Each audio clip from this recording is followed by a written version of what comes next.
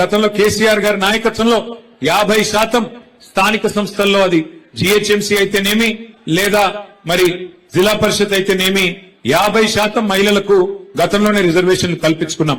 కానీ ఈసారి తప్పకుండా నాకు విశ్వాసం ఉంది 50% రిజర్వేషన్ ఉన్నప్పటికీ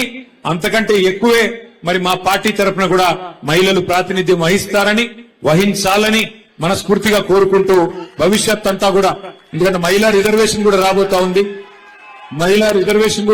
ఉంది కాబట్టి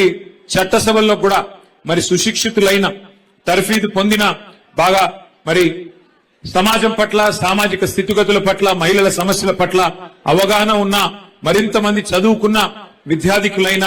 సమాజం పట్ల అవగాహన ఉన్న మహిళలు రాజకీయాల్లో కూడా తప్పకుండా రావాలని కోరుకుంటూ మరి ఈ రోజు మళ్ళొకసారి అవార్డు పొందిన ప్రతి ఒక్కరికి హృదయపూర్వకంగా అభినందనలు తెలియజేసుకుంటూ ఈ కార్యక్రమాన్ని ఏర్పాటు చేసిన శ్రీమతి